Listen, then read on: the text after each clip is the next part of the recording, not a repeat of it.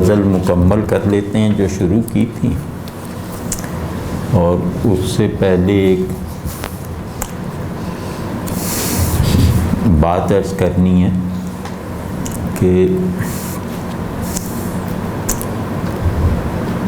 شاعری سے یا کسی بھی بیان سے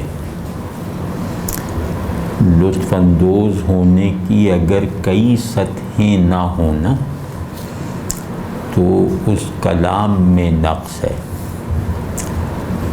یعنی جو کلام لطف کی، بہجت کی، تسکین کی نئی نئی حالتیں اپنے قاری اور مخاطب میں پیدا نہیں کرتا، وہ کلام ناقص ہے. وہ کلام صرف خبر ہے، وہ کسی نظر سے پیدا ہونے والا کلام نہیں ہے. تو شاعری ایک ایسا کلام ہے، جمالیاتی مقاصد کو مقدم رکھتے ہوئے شاعری ایک ایسا بیان یا کلام ہے جس میں معنویت اور کیفیت دونوں اگر تہدار نہ ہوں تو معمولی پن پیدا ہو جاتا ہے. تو اس میں جیسے اچھے شعر کو دیکھنے سمجھنے اس کے مراحل بعد میں آتے ہیں، لیکن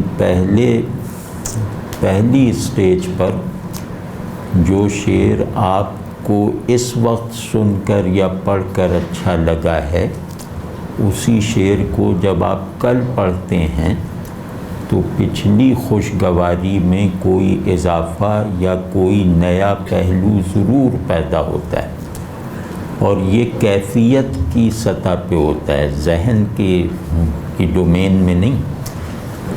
جیسے کہ میر صاحب زمانہ نازک ہے، دونوں ہاتھوں سے تھامیے دستار.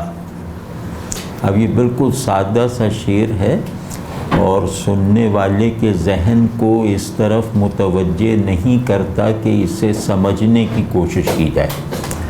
اس شعر میں سمجھنے کے لیے کوئی مشکل والا کام نہیں ہے. لیکن یہ شعر اچھا کیوں ہے؟ یہ اچھا کیوں ہے کہ سوال کا جواب ایک تربیت یافتہ قاری یا ایک سنجیدہ ریڈر یا مخاطب یا سامع کے ذہن میں موجود ہونا چاہیے.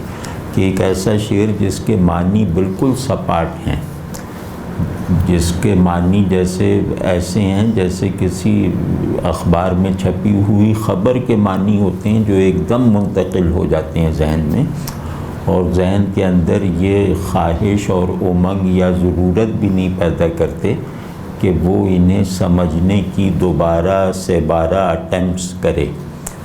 لیکن اس کے باوجود کہ ذہن میں پورا کا پورا مفہوم منتقل ہو جانے کے باوجود یہ شعر سپاٹ شعر کیوں نہیں ہے؟ ہر وہ بیان سپاٹ ہے، کم وقت ہے، جو ایک ہی بار میں اپنی مراد کو ذہن میں منتقل کر دے اور ذہن اس بات کی ضرورت نہ محسوس کرے کہ اس کو دوبارہ دیکھا جائے، اسے دوبارہ سے سمجھا جائے. تو یہ سپاٹ کلام ہے. تو اس شعر میں تو ذہن کو اس طرح کی یعنی مفہوم سازی کرنے کے لازمی عمل کو اسٹیپ بائی اسٹیپ مکمل کرنے کی ضرورت ہی نہیں محسوس ہوتی. تو پھر یہ شعر اچھا کیوں ہے؟ یہ شعر اچھا اس لیے ہے کہ یہ متنوع ویریڈ کیفیات پیدا کرتا ہے. آج میں اس کو ابھی پڑھ رہا ہوں کہ میر صاحب زمانہ نازک ہے، دونوں ہاتھوں سے تھام یہ دستار. تو اس میں میرے اندر زمانہ نازک ہونے کے جتنے تجربات بڑھتے جائیں گے اتنا اس شعر کی تاثیر بڑھتی جائے گی. جتنا میں ایک بگڑی ہوئی صورتحال میں اپنی ناموس اور اپنی عزت کو محفوظ رکھنے کی تگ و دو میں رہوں گا، اس تگ و دو کی موافقت رکھتی ہوئی ایک نئی کیفیت اس شعر سے مجھ میں پیدا ہو جائے گی۔ واضح نا؟ تو جو بڑا شاعر وہ زیادہ بڑا ہوتا ہے جو نئے خیالات یا تصورات سے بڑھ کر نئے احساسات اور نئی کیفیات پیدا کر سکتا ہو، کیونکہ نئے تصورات کی ایجاد آسان ہے۔ آپ بالکل چیزوں کو یوں کسی ڈبے میں ڈال کے یوں کر کے پھینک دیں تو ذہن اس انتشار اور بکھراؤ میں بھی ایک تنظیم یا ایک معنی دریافت کر لیتا ہے۔ یعنی ذہن جس چیز کو بھی اپنی نظر سے گزارتا ہے اسے بے معنی نہیں رہنے دیتا، چاہے وہ منتشر ہو، چاہے مربوط ہو، چاہے محمل ہو، چاہے بامانی ہو۔ واضح نا؟ اصل میں محمل یا ایبسرڈیٹی کا کوئی وجود ہے ہی نہیں۔ ذہن کی آنکھ جس چیز پر بھی کھلتی ہے وہ اپنی بناوٹ میں ایبسرڈ ہونے کے باوجود ذہن میں ایک معنوی اثر ضرور پیدا کرتی ہے۔ ذہن اسے مفہوم ضرور بناتا ہے، ذہن اس کو سیمنٹیسائز ضرور کرتا ہے، بامانی ضرور بناتا ہے۔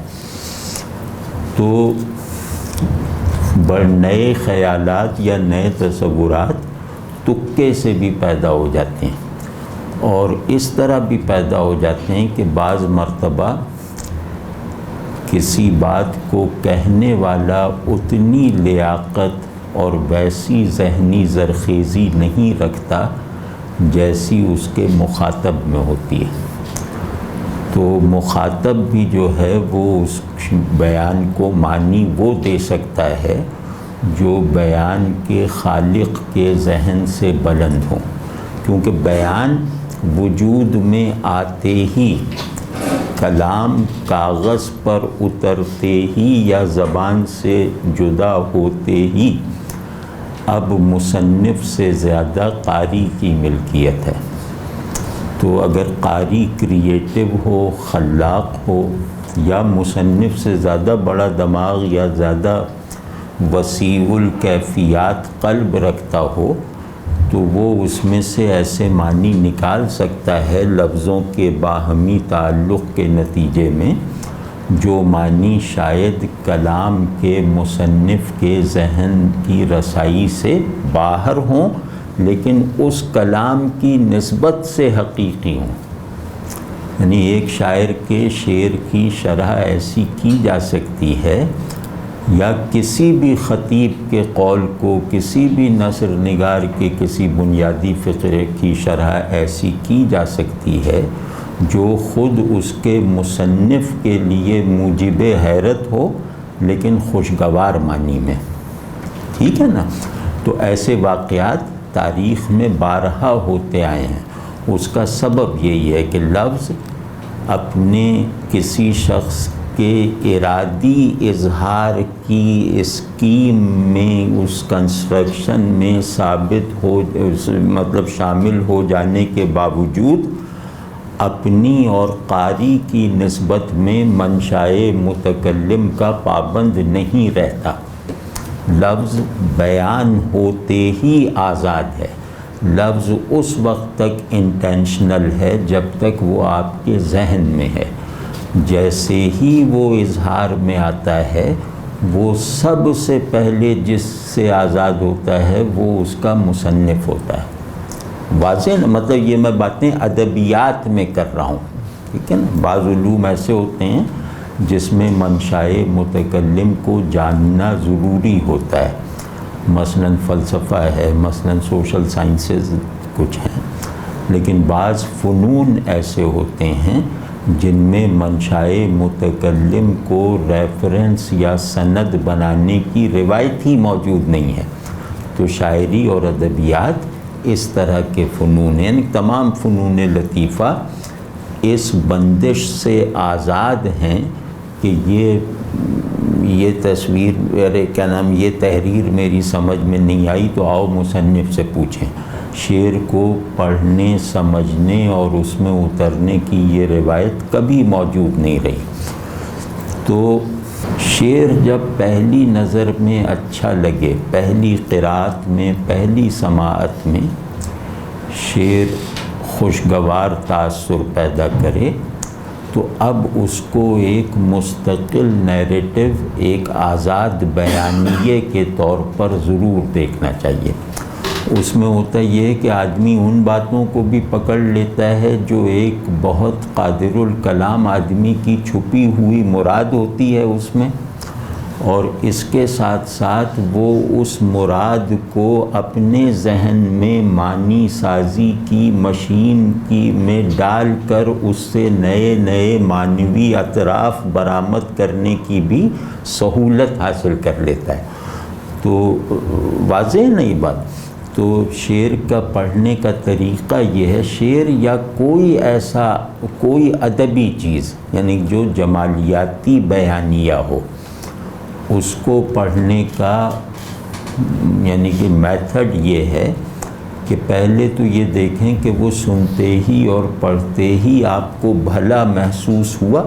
شعر اپنا پہلا رسپانس عموماً قاری کے احساسات سے پیدا کرتا ہے، یعنی شعر عموماً اپنے اچھے یا برے ہونے کا پہلا تاثر جو ہے وہ احساساتی رنگ میں پیدا کرتا ہے، وہ تاثر ہوتا ہے۔ تو اگر شعر خوشگوار تاثر پہلی ہی ریڈنگ میں منتقل کر دیتا ہے تو اس کے بعد اسے اس نظر سے دیکھنا چاہیے کہ یہ بیان بننے کی جو فنی خوبیاں ہیں ان پر پورا اترتا ہے۔ بعض شعر ایسے ہوتے ہیں جو ممکن ہے کہ ہماری کسی احساساتی کمتری کی وجہ سے ہمیں اچھے لگیں، لیکن جب ہم اس پر دوسری نظر اس پہلو سے ڈالتے ہیں کہ یہ شعر جو ایک مکمل بیان ہے، یہ بیانیہ اپنے در و بست میں، اپنی بناوٹ میں ایک اچھے جمالیاتی اور تخلیقی بیانیے کے تکنیکی معیارات پر پورا اترتا ہے یا نہیں، تو اب اس سطح پر آ کر ہم یہ دیکھتے ہیں کہ یہ اس میں جو الفاظ استعمال ہوئے ہیں ان لفظوں کے باہمی تعلقات میں کوئی یکسانی اور سپاٹ پن اور کوئی میکانیکی پن تو نہیں ہے، اس میں کوئی کریٹیوٹی ہے، یعنی کہ شعر اصل میں دیکھا جاتا ہے اس مرحلے پر، دوسرے مرحلے پر، کہ اس میں استعمال ہونے والے لفظوں میں کچھ ظاہری اور کچھ مخفی رشتے ضرور موجود ہوں، یعنی ہر لفظ دوسرے لفظ سے کئی سطحوں پر مربوط ہو۔ تو جیسے ہی الفاظ آپس میں ان پیچیدہ نسبتوں کو ایکسپریس کرنے کے یا ان پیچیدہ نسبتوں کو دکھانے، محسوس کروانے، مفہوم بنانے کے لائق ہو جاتے ہیں، اور ان نسبتوں میں جتنی ڈیلیکیسی اور جتنی کمپلیکسٹی پیدا ہوتی چلی جاتی ہے، اگر وہ آپ کو لگے کہ یہ کنٹرولڈ ہے، یہ انٹینڈڈ ہے، یعنی یہ مصنف نے یہ کاریگری دکھائی ہے، تو آپ کہتے ہیں کہ یہ بڑا شاعر ہے۔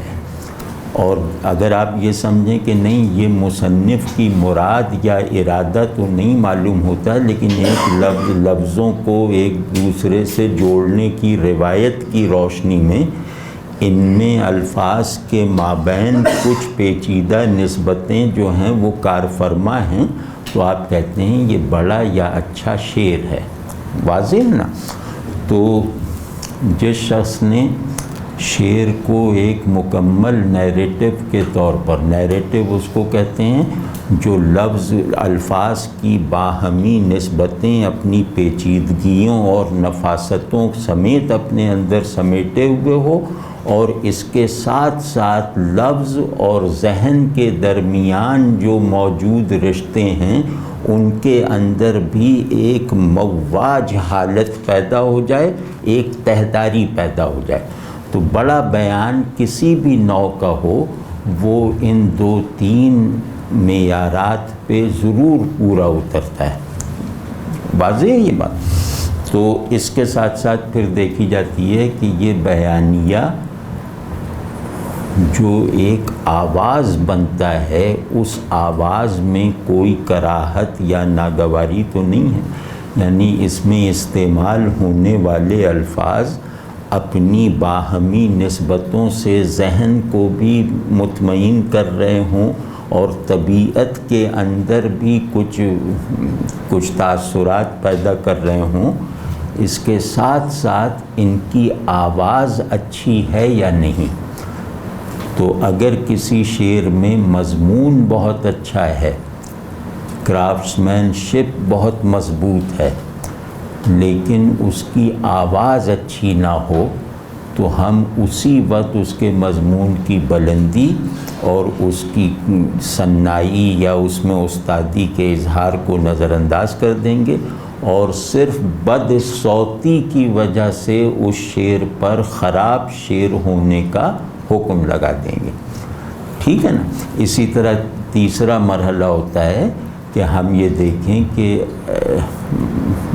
کیونکہ جمالیاتی بیان میں چیزیں دماغی سے زیادہ احساساتی اور تخیلی ہوتی ہیں، مطلب اس طرح کے بیانات میں مضمون صحیح اور غلط کے معیارات کو قبول نہیں کرتا، مطلب اس کو اس نظر سے نہیں دیکھا جاتا کہ اس میں بیان کیا ہوا مضمون فزکس یا فلسفے کی روح سے صحیح ہے یا نہیں، یہ کوئی طریقہ نہیں ہے شعر کو دیکھنے کا۔ تو لیکن یہ دیکھا جاتا ہے کہ اس میں بیان ہونے والا مضمون ذہن میں صرف مفہوم کی حد تک سکڑا ہوا تو نہیں ہے، یہ مضمون جو ہے کوئی تصویر بناتا ہے یا نہیں۔ تصویر بنانا کسے کہتے ہیں؟ خیال کسے کہتے ہیں؟ ذہن میں حاصل ہونے والے مفہوم کو تصویر کر دینا، یہ خیال ہے۔ تو کیا یہ اپنے معنی کو تصویری شکل دیتا ہے یہ شعر یا نہیں؟ یعنی دوسرے لفظوں میں فنی اصطلاح میں ہم کہیں گے کہ کیا اس شعر میں تخیل بھی شامل ہے یا نہیں۔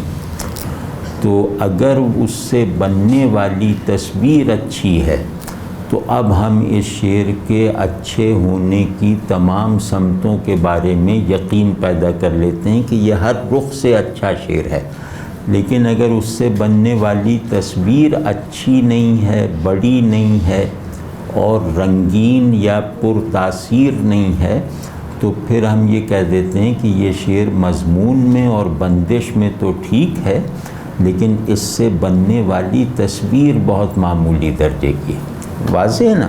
جیسے میں ایک شعر عرض کرتا ہوں تاکہ وہ بالکل عمل میں آ جائے۔ غالب کا ایک شعر ہے اور وہ بہت بڑی غزل کا مطلع ہے، یعنی اس کے بقیہ اشعار بہت بڑے اشعار ہیں، لیکن مطلع دیکھیے وہ کیا ہے کہ مسجد کے زیر سایہ خرابات چاہیے، مسجد کے زیر سایہ خرابات چاہیے، بھوں پاس آنکھ قبلۂ حاجات چاہیے۔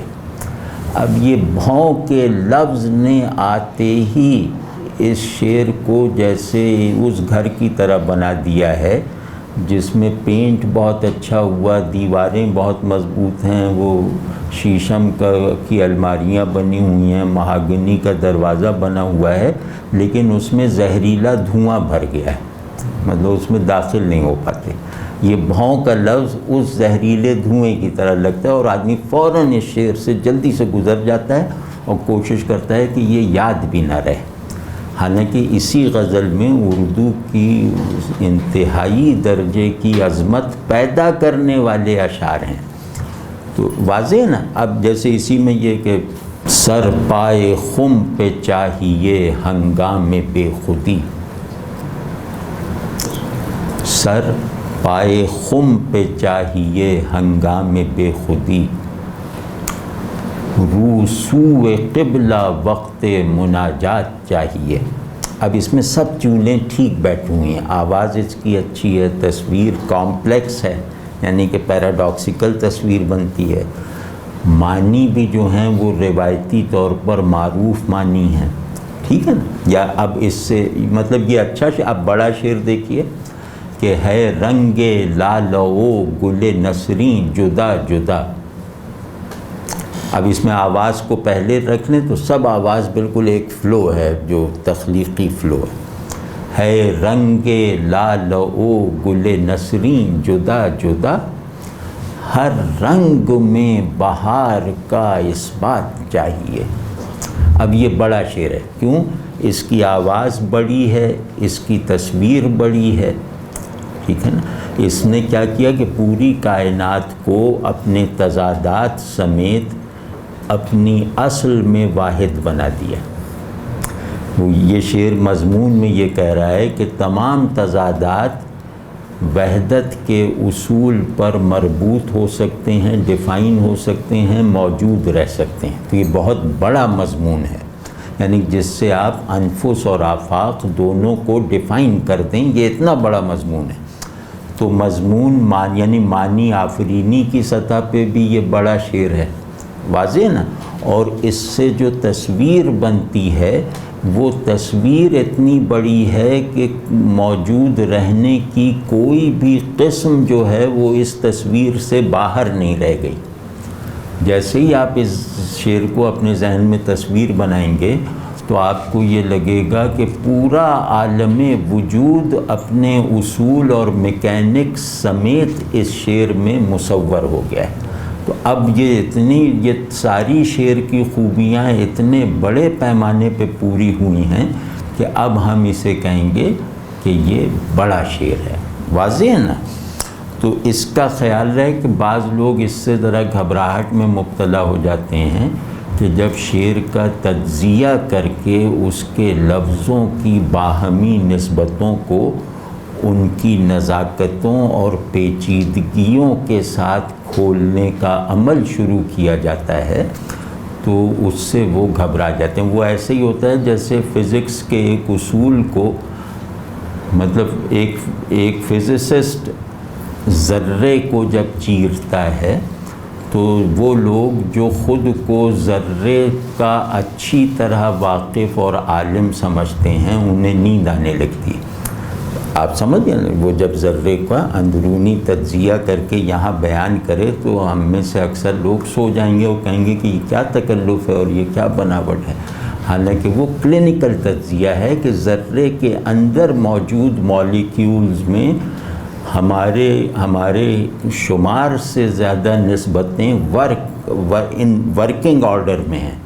تو اب آپ خود سوچیں کہ اگر ایک ذرے کے اندرونی ورکنگ آرڈر کا تجزیہ گویا غیر محدود نسبتوں کو کھولنے کا ایک عمل بن جاتا ہے تو لفظ تو ذرے سے زیادہ بامعنی اور رچ ہے نا.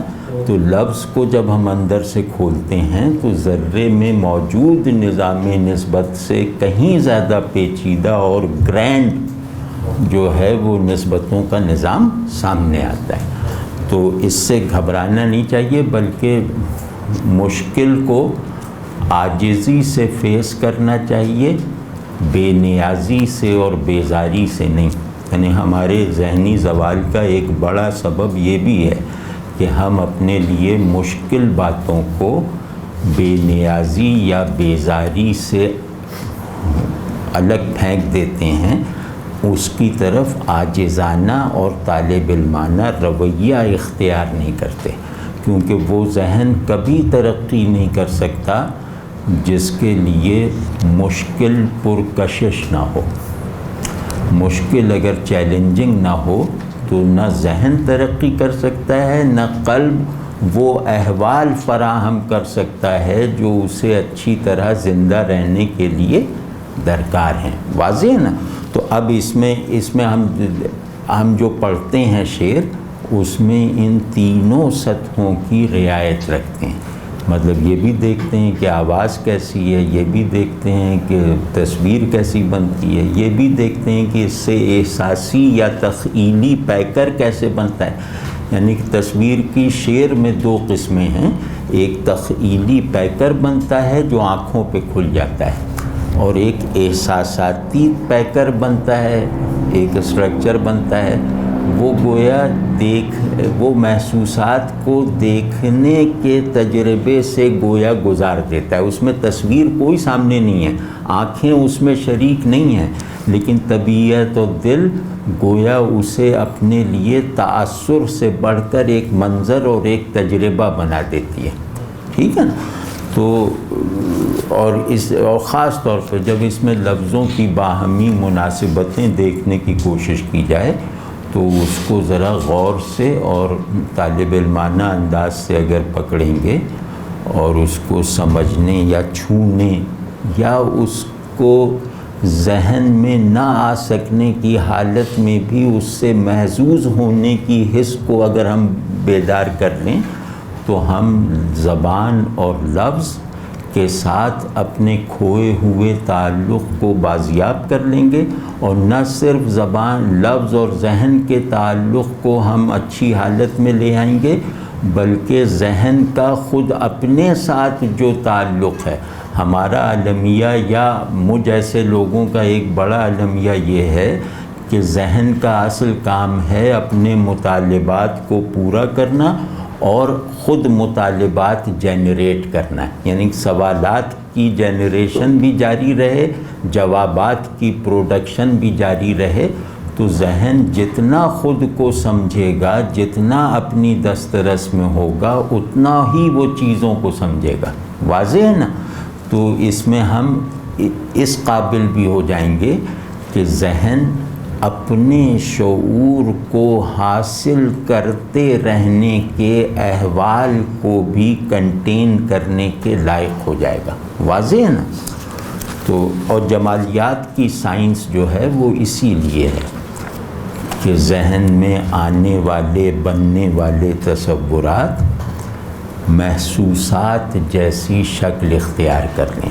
یعنی یہ جملہ کہنا درست ہو جائے کہ ذہن کے تصورات دراصل ذہن کے احوال و کیفیات ہیں. آپ سوچیں وہ ذہن کتنا بنجر ہے جو اپنے کسی خیال پہ وجد میں نہ آئے. مطلب وہ آدمی کتنا تہی دامن ہے جس کو اس کا تجربہ نہ ہو کہ ایک خیال آیا اور وہ وجد میں آ گیا، وہ سبحان اللہ کہنے لگا. اسے ایسا لگے کہ اس کی کوئی بہت پرانی دیرینہ تشنگی بجھ گئی ہے.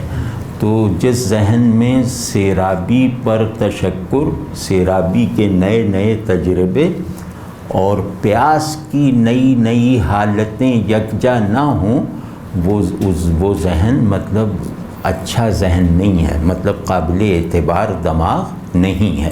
تو ہم ان سب مقاصد کو پیش نظر رکھ کے اس میں شاعری جتنا کام ہمارے آ سکتی ہے اتنا اسے کام میں لانے کی کاوش کر رہے ہیں. یعنی ہمارے پرانے لوگوں میں آپ کو اس طرح کی کئی حکایتیں مل جائیں گی کہ فارابی کو ارسطو کا رسالہ ایک مرتبہ پڑھا، 2 مرتبہ پڑھا، 4 مرتبہ پڑھا، سمجھ میں نہیں آیا تو اس نے 100 مرتبہ اس رسالے کو لکھا.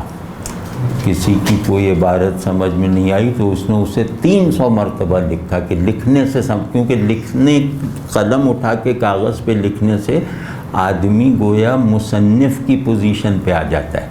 تو وہ لفظ آپ دوسرے کا بیان اگر لکھنے لگیں تو پھر آپ کے اندر ایک مصنف ہونے کا حال پیدا ہو جاتا ہے، اس سے اس عبارت کو سمجھنا آسان ہو جاتا ہے. یہ پرانا طرز تعلیم بھی ہے کہ جو چیز سمجھ میں نہ آئے اس کو بار بار لکھو.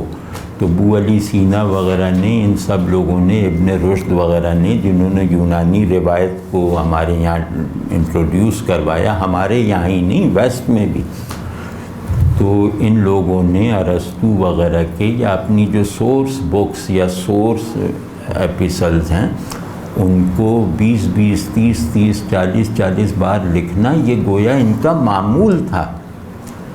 واضح ہے نا؟ تو یہ تو اس طرح بھی کہ کریں شعر مشکل پیدا کریں نا تو 2 کام کیا کریں. ایک یہ کہ تھوڑا سا اسے بلند آواز سے پڑھ لیں تو شعر خاموشی سے دیکھنے کے مقابلے میں زیادہ قریب آ جاتا ہے. اور پھر اس کو قلم سے خوش خط، جتنا خوش خط لکھ سکتے ہیں اتنی خوش خطی کے ساتھ لکھ کر دیکھیے تو شعر جیسے اور زیادہ قریب آ جاتا ہے۔ تو یہ اصول ہے، یہ تعلیم کا اصول ہے کہ جو چیز سمجھ میں نہیں آ رہی پہلے اسے ریسائٹ کرو، اور ریسیٹیشن کے بعد جب اس سے تمہارا فاصلہ ختم ہو جائے تو اس میں مزید قرب کا پہلو پیدا کرنے کے لیے اس کو تحریر کرو۔ یہ تمام ہر طرز تعلیم کا روایتی اصول ہے۔ ہمارے استاد مرحوم اللہ ان کی قبر ٹھنڈی رکھے، ان سے کسی نے پوچھا، انہوں نے کہا فکشن پڑھو۔ کسی سے کہا ہوگا کہ فکشن پڑھو، بڑا فکشن جو ہے وہ بہت بڑا ذریعہ علم ہے کسی تہذیب کے بارے میں۔ تو وہ صاحب کہنے لگے کہ اس کا پڑھنے کا فائدہ کیا ہے؟ ہم وہ تاریخ تہذیب پڑھ لیتے ہیں، یہ پڑھ لیتے ہیں، اس کا کیا فائدہ ہے؟ تو بے فائدہ کاموں میں آپ ہمیں الجھا رہے ہیں۔ تو انہوں نے کہا کہ تم نے قرآن شریف پڑھا ہے؟ انہوں نے کہا پڑھا ہے۔ کہا اس کا کوئی فائدہ مجھے تو تم میں نظر نہیں آ رہا، تو اس کو بھی چھوڑو۔ یہ نہیں، یہ جو ایک شیلونیس ہوتی ہے نا، اس سے بچنا دینی فریضہ ہے۔ یعنی شخصیت کی تنگی، گھٹن اور پستی سے نکلنا شرعی فریضہ ہے، دینی واجبات میں سے۔ کیونکہ جتنا میں اپنی شخصیت میں نمو کے تمام عمل کو ہر پہلو سے جاری رکھوں گا، اتنا گویا اللہ تبارک و تعالیٰ کے ساتھ تعلق کی نئی جہتوں میں خود کو ایکٹیو رکھنا سیکھ لوں گا۔ جس چیز کو تم مفید کہتے ہو اس سے تم نے کوئی فائدہ اٹھا کے دکھایا ہے؟ اب جناب اس غزل کے باقی اشعار آج پڑھ لیتے ہیں۔ اس غزل کی ایک خوبی آپ سب نے نوٹ کی ہوگی کہ اس میں آواز بہت خوبصورت ہے اور تصویریں ہیں گو کہ چھوٹی چھوٹی لیکن بہت تیز رنگوں والی ہیں، مطلب بہت جاذب نظر ہیں۔ تو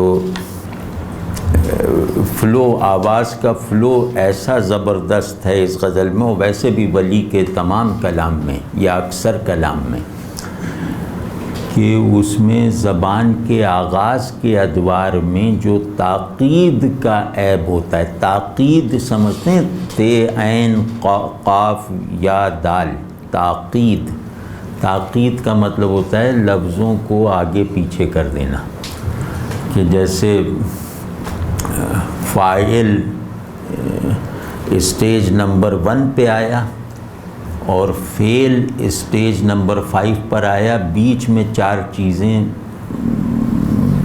آ گئیں، تو اس کو کہتے ہیں تاقید۔ تاقید کا مطلب ہے جملے کی صرفی، نحوی، روانی کا لحاظ نہ رکھنا، کہ جیسے میں مثال دیتا ہوں،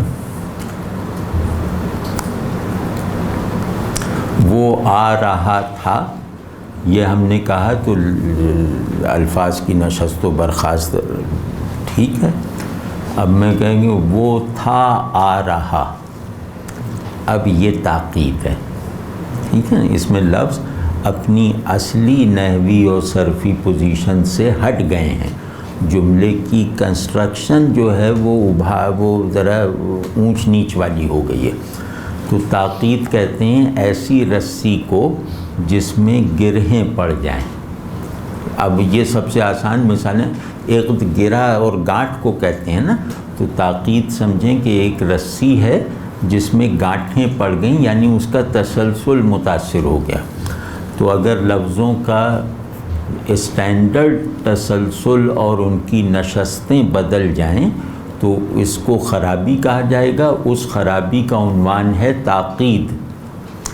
تو تاقید گویا جملے یا کلام کو لنگڑا بنا دیتا ہے، تو جیسے صحیح چلنے والے کے مقابلے میں لنگڑے کی چال جیسی ہوتی ہے، ویسے ہی تاقید زدہ عبارت کی حالت ہوتی ہے تاقید سے پاک عبارت کے مقابلے میں۔ تو اس پوری غزل میں آپ نے دیکھا تاقید بھری ہوئی ہے، آ کر کے معنوں میں، اور بہت دیر میں آتا ہے لیکن صوتی فلو اتنا زیادہ ہے کہ یہ تاقید محسوس ہی نہیں ہوتی. تو یہ کیسی خلاقی ہے کہ ایک مسلمہ عیب کو برتنے کے بعد اسے عیب نہ رہنے دینا. یہ بڑی بات ہے کہ نہ لو آہ کی تفصیل نہ پوچھو مجھ سوں. نہ لو آہ کی تفصیل نہ پوچھو مجھ سوں. دفتر درد بسا عشق کے دیوان میں آ. اب دیکھیں نا یہ تاکید ہے نا، یہ جملہ ہے کہ دفتر درد عشق کے دیوان میں آ بسا، یہ تاکید کے بغیر. اب یہ کتنی عجیب سی تاکید ہے کہ آ بسا کو بسا آ کر دیا اور اس میں بھی فاصلہ پیدا کر دیا کہ دفتر درد بسا عشق کے دیوان میں آ. اس پہ میر کا ایک بہت مشہور شعر ہے جو کہ ہم کو شاعر نہ کہو میر کے صاحب ہم نے درد و غم کتنے کیے جمع تو دیوان کیا. یہ اس شعر سے لیا گیا ہے کہ نہ لو آہ کی تفصیل نہ پوچھو مجھ سوں. اب ظاہر میر اور ولی کا جو فرق ہے وہ ان دو شعروں میں ہوگا، لیکن مضمون اور وہ یہاں ہے کہ تم مجھ سے یہ نہ پوچھو کہ تم اتنا نہ لو آہ کیوں کرتے ہو اور یہ کتنی مرتبہ کرتے ہو اور یہ کس کو سناتے ہو، یا اس کا کوئی ریکارڈ مجھ سے نہ طلب کرو کہ کب کتنا نہ لو آہ کیا. تو تفصیل سے آپ سمجھیں یہ تفصیل کوانٹیٹیو بھی ہے اور کوالیٹیٹیو بھی ہے. تو اس کی یہ نہ پوچھو کہ نہ لو آہ کس وجہ سے ہے، کس شدت کے ساتھ ہے.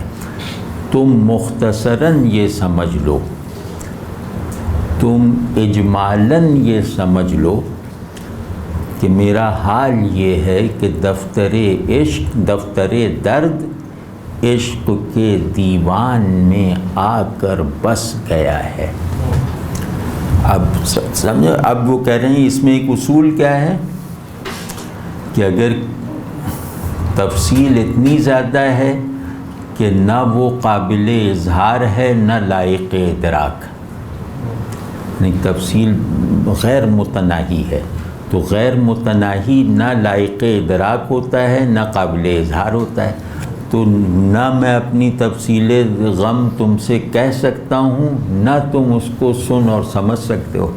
تو ایسی غیر متناہی تفصیل کے بجائے بس تم یہ سمجھ لو کہ مجھے عشق کا دیوان ملا تھا، اس دیوان میں درد کا دفتر مرکزی جگہ پر آ کر بیٹھ گیا ہے، قابض ہو گیا ہے یا اس پر مسلط ہو گیا ہے.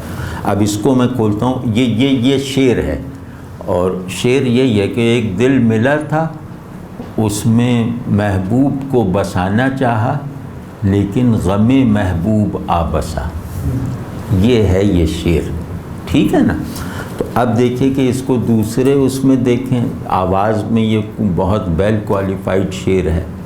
اس سے جو تصویر بنتی ہے وہ بہت ایسی تصویر ہے جو آپ یوں سمجھیں کہ ایسی تصویر ہے کہ اگر آپ کو تھوڑا سا دفتر اور دیوان کے معنی اور ان کی نسبت آتی ہو تو آپ کو یہ لگے گا کہ ایک دل ہے جو دیوان عشق ہے، اس دل میں جتنی زندگی اور اس دل کا پورا نظام فراق محبوب پر چل رہا ہے. یہ جیسے مصور کر دے، یہ اس حال اگر آپ کو ایک شعر اس فریز تک پہنچا دے کہ دل دربار عشق ہے اور اس کا پورا نظام فراق محبوب پر چل رہا ہے، تو آپ کی کوئی آمدنی، کوئی وجدانی، ذہنی اور قلبی آمدنی اور فائدہ ہوا یا نہیں ہوا، ٹھیک ہے نا. اور یہ فائدہ آپ کی شخصیت کی اٹھان میں شریک ہونے کی قوت رکھتا ہے یا نہیں رکھتا.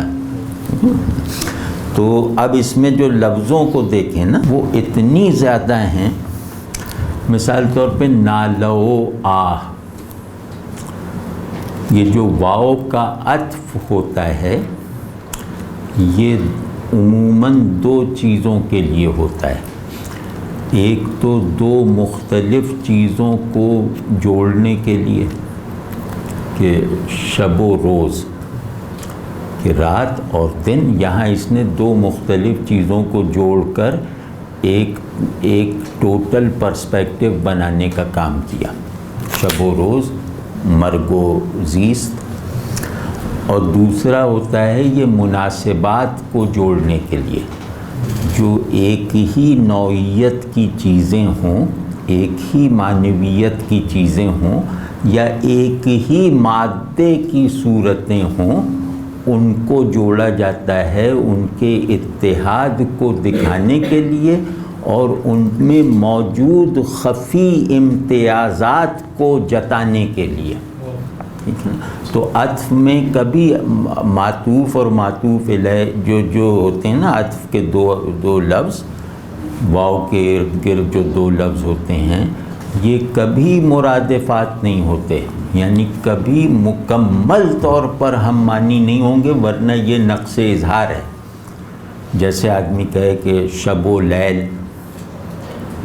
ٹھیک ہے نا، تو یا روز و یوم، یہ مرادفات ہیں اور یہ بے معنی ہیں. ٹھیک ہے نا.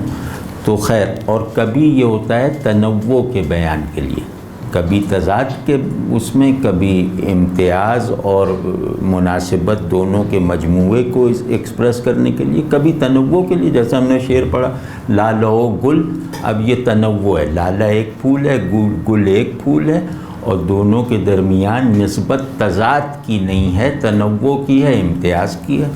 واضح ہے نہیں بات؟ تو اب نالہ و آہ دونوں ایک مادے کی دو فارمز ہیں، ایک حال غم کی دو صورتیں ہیں، ایک کیفیت فراق کی دو اظہار ہیں. آپ سمجھیں، ان کا مادہ ایک ہے، اوریجن میں یہ ایک ہیں، لیکن یہ ایک نہیں ہیں اپنی فعلیت میں، یہ ایک نہیں ہیں اپنی حالت میں. واضح. نالہ کسے کہتے ہیں؟ نالہ کہتے ہیں کہ میں کتنا غمگین ہوں، اس کا اظہار ہو جانا، یہ نالہ ہے.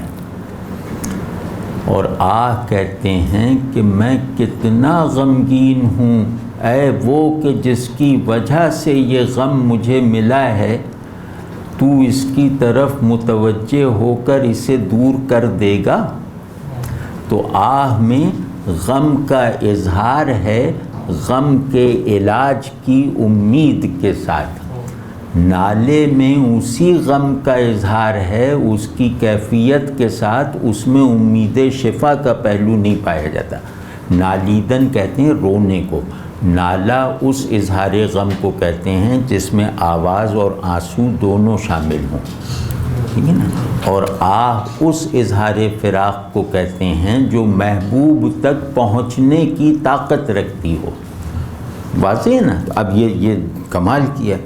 اور پھر اس میں ایک کراماتی لفظ ہے تفصیل، یعنی کہ آپ کمال اظہار دیکھیے کہ تفصیل بالکل ایک عام سا لفظ ہے، لیکن ایک بڑا شاعر، ایک قادر الکلام آدمی آ کر بالکل جو کلیشے بن جانے والے الفاظ ہیں، جو بالکل ہی ایک معنی میں استعمال ہونے کی تاریخ رکھتے ہیں، ان میں بھی کوئی ندرت، کوئی پیچیدگی، کوئی نیا پن پیدا کر دیتا ہے. تفصیل کا لفظی مطلب ہے چیزوں کو ٹکڑے کرنا. یہ فصل سے بنا ہے نا، چیزوں کو ٹکڑے کرنا. تو نالو آہ فصل محبوب ہی سے تو پیدا ہوئے ہیں، تو فصل کی تفصیل نہ پوچھو، یعنی جو میرا مادہ غم ہے اس کی کیا کیا صورتیں ہیں ان کی تفصیل مجھ سے نہ پوچھو. یعنی مجھ سے یہ نہ پوچھو کہ پورا نظام فراق جو میرے اندر چل رہا ہے وہ کیا ہے. یہاں تفصیل کا مطلب ہے نالے نظام فراق. واضح ہے نا. یہ کتنی مہارت کا کام ہے، اور یہ تکے میں نہیں ہو سکتا، یہ انٹینڈڈ ہے کہ تفصیل نہ پوچھو مجھ سوں. اب اس شعر کی، اس مصرعے کی بناوٹ دیکھیے کہ یہ نہیں کہا جا رہا کہ میرے نالو آہ کی تفصیل مجھ سے نہ پوچھو، کہا یہ نہیں گیا لیکن کہا یہی جا رہا ہے، کیونکہ نالو آہ کا مرتبہ اور اس کی علمیاتی شدت اتنی زیادہ ہے کہ اس کو پرسونیفائی نہیں کیا جا سکتا. یعنی ہجر یونیورسل ہے، اس کی شدت بھی اتنی زیادہ ہے کہ میں اپنی طرف نسبت کرتے ہوئے گھبراتا اور شرماتا ہوں. یہ تکبر نہ ہو جائے کہ میں نالو آہ کی نسبت اپنی طرف کروں، تو اس لیے مجھ سوں کہا گیا، یہ نہیں کہا گیا کہ میرے نالو آہ کی تفصیل مجھ سے یا کسی سے نہ پوچھو. تو یہ کمال کی رعایتیں اور وہ نزاکتیں ہیں کہ بڑی ٹریجڈی کون سی ہوتی ہے؟ جو آدمی کے شعور اور آدمی کی انفرادیت سے زیادہ ہو.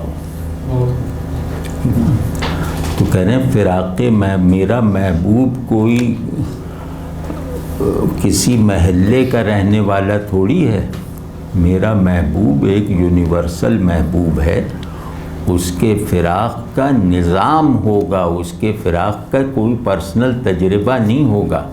تو میں اس نظام میں آنے والا ایک کل پرزہ ہوں، تو تم ایک پرزے سے اس پوری مشینری کے بارے میں نہ پوچھو.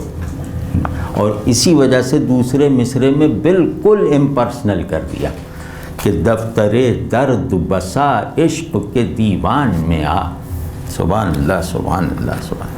اب بھی دیکھتے ہیں کہ درد اور عشق اور دفتر اور دیوان میں کیا نسبتیں ہیں. دفتر تو سمجھتے ہیں نا، دفتر کا لفظ، دفتر پلندے تومار کو کہتے ہیں نا، بہت ڈھیر جو ہے کاغذ کا، اسے دفتر کہتے ہیں. لکھے ہوئے کاغذ کے ڈھیر کو کہہ لیں دفتر، یا سادہ کاغذ، دونوں بارہ دفتر کہتے ہیں کاغذ کے ڈھیر کو. یعنی بہت زیادہ کاغذ کو آپ اوپر نیچے وہ کر دیں نا، تو وہ دفتر ہے.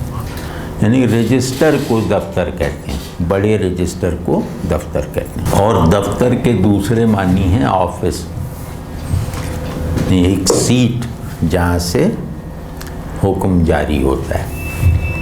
دونوں معنی، اور دونوں معنی یہاں مراد ہیں.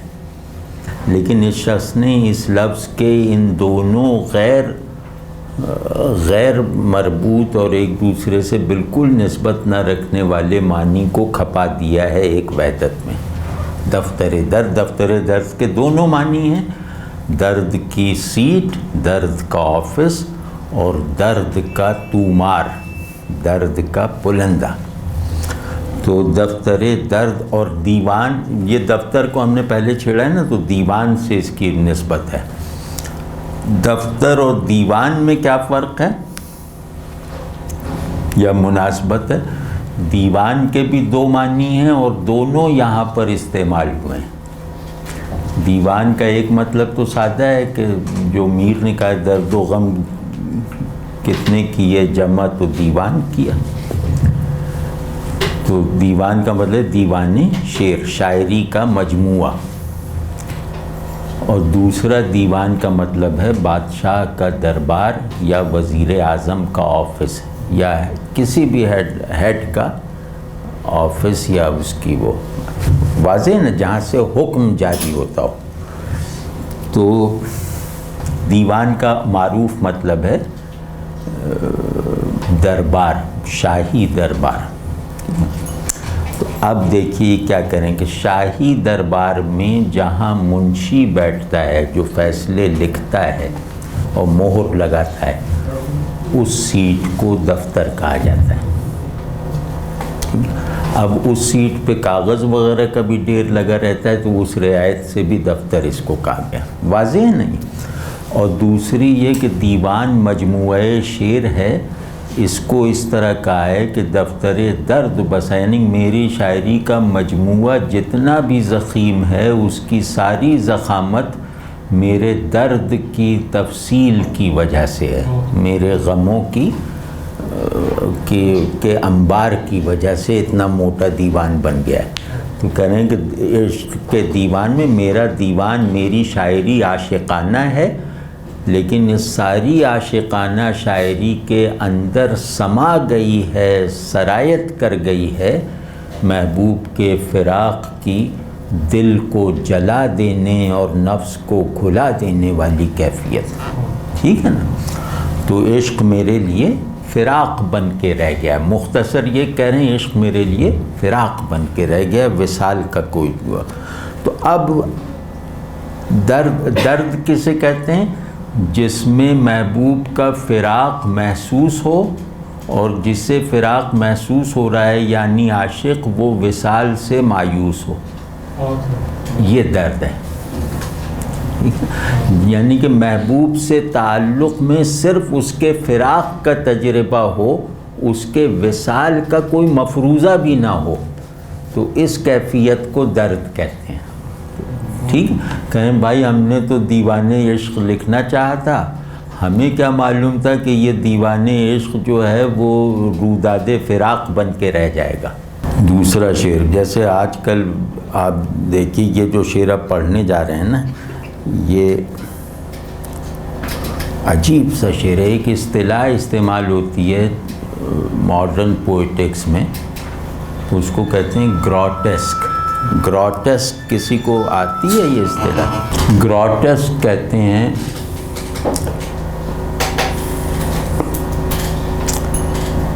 ایسا حسن جو کھردرا ہو،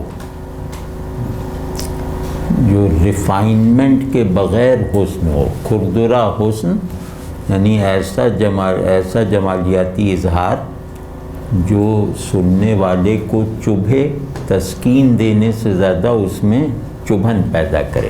گروٹسک کا لفظی مطلب ہے انگھڑ، یعنی چیزوں کو پالش کیے بغیر، فنیشنگ ٹچ دیے بغیر بیان کرنا۔ اس پہ بڑا ادب کریٹ ہوا ہے، اور گروٹسک کی بہت بڑی مثالیں عزرا پاؤنڈ کے یہاں ہیں، ہمارے یہاں کہیں کہیں نون میم راشد کے یہاں ہیں۔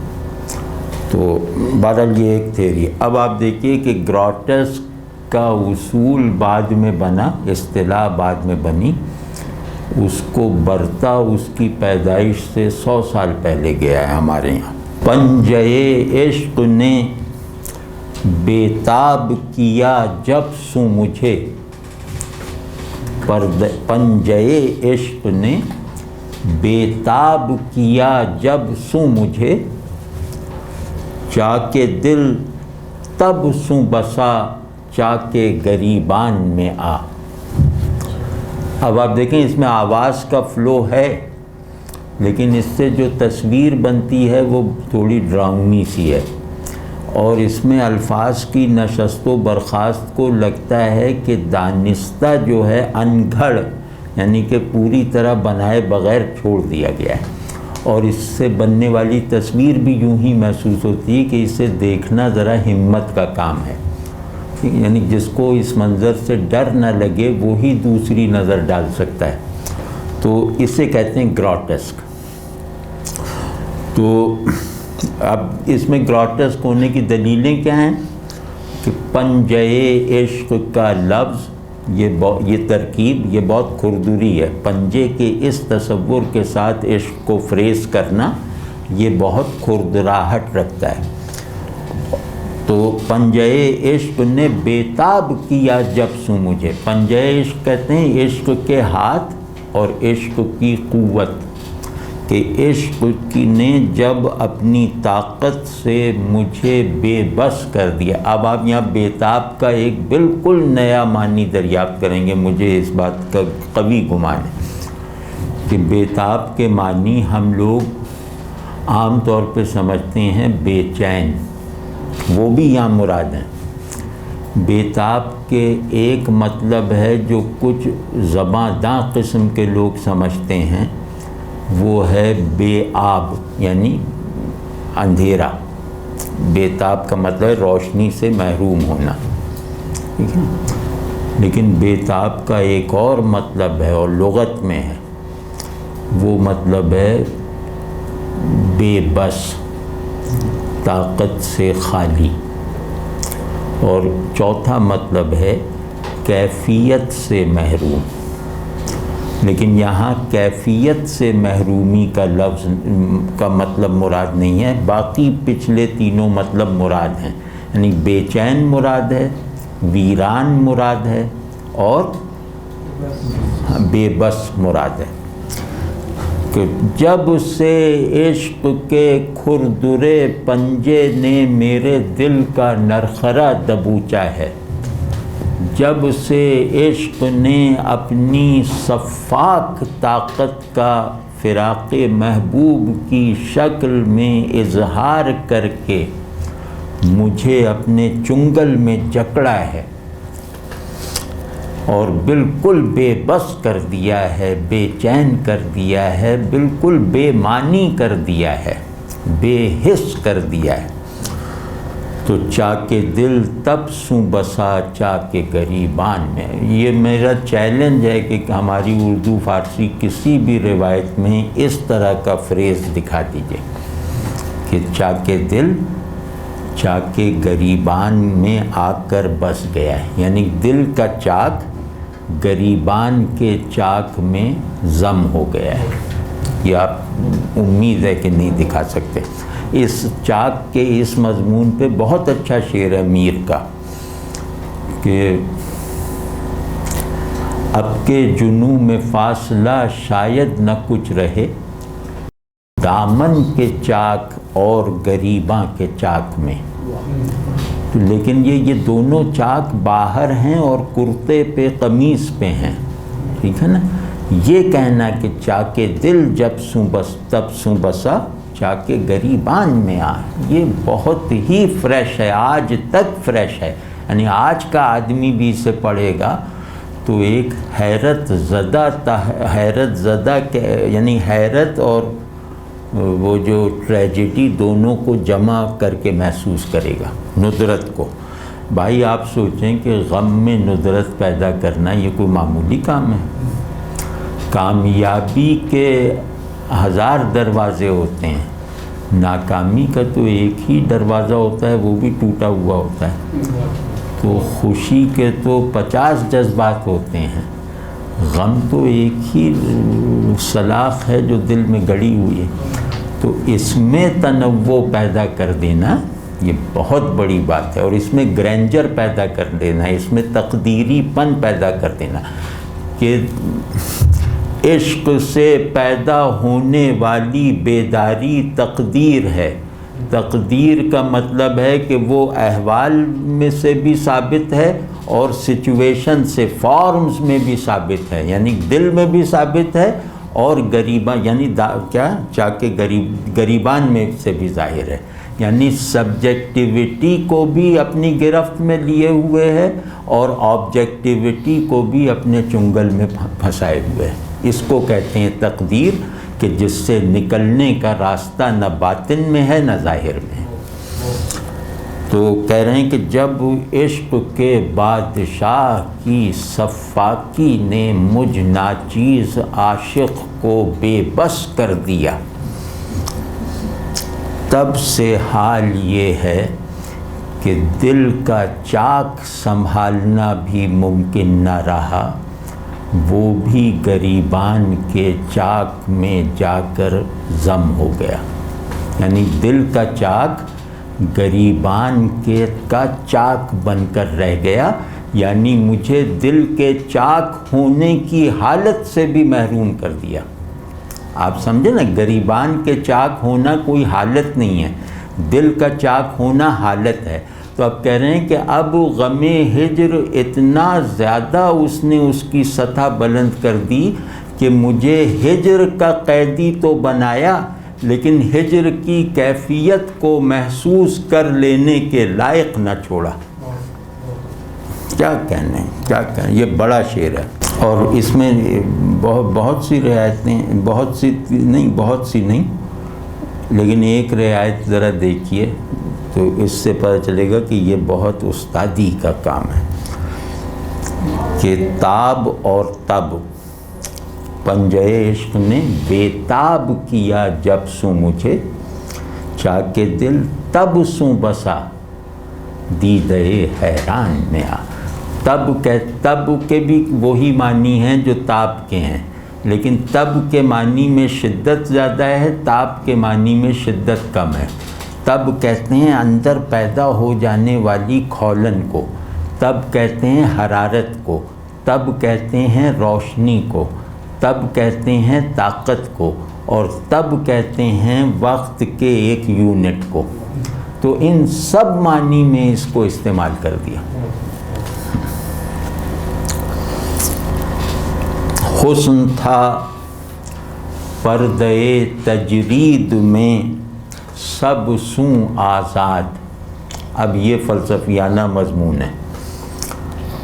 حسن تھا پردے تجرید میں سب سوں آزاد، طالب عشق ہوا صورت انسان میں آ۔ بہت اچھا ہے، مطلب ہے روایتی مضمون، مطلب اس میں مضمون کا نیا پن نہیں ہے، لیکن ایک روایتی مضمون جو عقیدے جیسی حیثیت رکھتا ہے اس کو بہت اچھی طرح بیان کیا۔ تو پردے تجرید کسے کہتے ہیں؟ تجرید کسے کہتے ہیں؟ تجرید کہتے ہیں ہر ملاوٹ سے، ہر دوئی سے، ہر فہم سے پاک ہونا، جس کے لیے ہمارے یہاں اصطلاح ہے تنزیہ۔ ٹوٹل ٹرانسینڈنس کو تجرید کہتے ہیں، یا مکمل وحدت کو تجرید کہتے ہیں، مکمل ماورائیت کو تجرید کہتے ہیں۔ یعنی تجرید کیا ہوئی کہ جو احساسات کی گرفت میں آنے سے بھی پاک ہے، فہم اور تصور کے دسترس سے بھی باہر ہے۔ یہ تجرید کہ جب تک حسن غیب کے پردے میں تھا، جب تک جمال غیب کے پردے میں اپنی اصلی ذاتی شان کے ساتھ خود اپنے لیے موجود تھا، جب تک جمال کو کوئی دیکھنے والا نہ تھا، جمیل ہی اپنے آپ کو دیکھتا تھا، تو اس وقت تک جو ہے وہ عشق پیدا نہیں ہوا، کیونکہ اللہ اپنے آپ کو دیکھ کر اپنا عاشق نہیں ہوتا نا، ٹھیک ہے نا؟ تو اس وقت تک عشق کا وجود نہیں تھا، جب تک عشق پردے تجرید میں اپنی ماورائیت اور اپنی پیورٹی، اپنی ٹرانسینڈنس کے ساتھ اپنے اصل لوکیل میں تھا۔ لیکن جب سے حسن نے اپنا ظہور چاہا، جب حسن نے اپنا اظہار چاہا انسان کے اندر سے، یعنی جب اسی حسن نے انسان کو اپنا مظہر بنانا قبول کیا، تو پھر عشق کو وجود ملا۔ حسن اپنی پیورٹی اور اپنی پرفیکشن میں کسی عاشق کا طالب نہیں تھا، کیونکہ مکمل پرفیکشن میں دوسرے کا وجود نہیں ہوتا۔ تو حسن اپنے جوہر وحدت میں عاشق کو الاؤ نہیں کر سکتا، اس سے اس کی وحدت متاثر ہوتی، وہاں دوسرے کا وجود ثابت ہوتا ہے۔ تو اس وجہ سے جیسے ہی اس حسن نے جو عاشق سے آزاد تھا، جو اپنی وحدت میں ہی مستغرق تھا، اس حسن نے جب اپنا ظہور چاہا تو اپنا سب سے بڑا مظہر انسان کو بنایا۔ تو جیسے ہی انسان اس حسن کا مظہر بنا، ویسے ہی وہ حسن جو ہے وہ عاشق کا طالب بنا، یعنی اس حسن نے چاہا کہ کوئی مجھ پر عاشق ہو۔ اب یہ اپنے محبوب انسانی کو دلاسا دے رہے ہیں کہ میری اور تمہاری محبت کا شجرہ یہ ہے، یہ کوئی غیر اخلاقی اور بد اخلاقی کا عشق نہیں ہے، اس کی اصل اس حسن پر ہے جس نے تم سے ظاہر ہو کر عشق طلب کیا، اور مجھے تمہارے اس اظہار حسن پر عاشق ہونے کی سعادت میسر آئی۔ ٹھیک ہے نا؟ تجرید سمجھ گیا نا، جس کو کسی کی ضرورت نہ ہو، اور لیکن جب وہ انسان میں ظاہر ہوا تو انسان کو دوسرے کی ضرورت ہے۔ تو ایک ذرا سا گھما پھرا کے کہا کہ حسن بے نیاز نے جب اپنا اظہار کیا تو عشق کو اپنے لیے طلب کیا، دوسرے وجود کو اپنے لیے طلب فرمایا۔ یہ اس کا مضمون تھا، اور باقی اس میں اس کوئی وہ نہیں ہے، مطلب لفظوں کی بہت نسبتیں اس میں نہیں ہیں۔ یہ دوسرا مصرع دوہرا طالب عشق ہوا صورت انسان میں آ. بس میں خوبصورتی کہ وہ مطلوب بلا طالب تھا، انسان میں اظہار کر کے وہ مطلوب ہی رہا، لیکن طالب کے کو گوارا کر لیا یا طالب کو وجود دیا.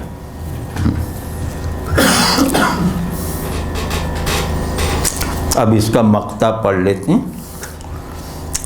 غم سوں تیرے ہے ترحم کا محل حال ولی، غم سوں تیرے ہے ترحم کا محل حال ولی، ظلم کو چھوڑ سجن شیوے احسان میں آ. کیا کہنے، یہ آ بھی ایسا باندھا ہے. اب یہ عام سے مضمون کا شعر ہے، دو آدمیوں کے درمیان وہ ہے.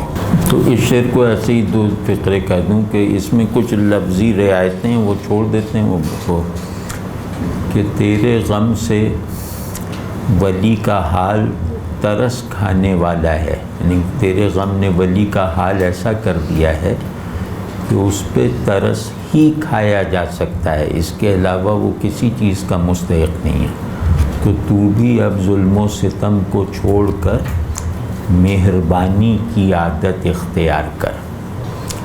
تو یہ تو اس کا مضمون ہے، لیکن اس کو بہت خوبصورتی سے کہا گیا. ظلم اور احسان میں جو نسبت ہے، محل اور حال میں جو نسبت ہے، اور ولی کے یہاں تخلص کے بہت بامانی استعمال میں جو تازگی ہے اور خوبصورتی ہے، یہ موقع ملا تو اگلی نشست میں اسی سے شروع کر دیں، کیونکہ محل اور حال یہ دونوں بالکل ڈائریکٹلی جڑے ہوئے ہیں. ولی میں عاشق اور ثابت قدم ہے، اس کی طرف رعایت پائی جاتی ہے، اور ظلم بدصورتی ہے اور احسان خوبصورتی ہے، یہ صنعت تضاد بھی ہے. بس چلو سب کر ہی دیا نا، اب اگلی مرتبہ بھول جاتے ہیں. ٹھیک، تو یہ سب رعایتیں اس میں بہت خوبصورت ہیں. مضمون سادہ سا ہے.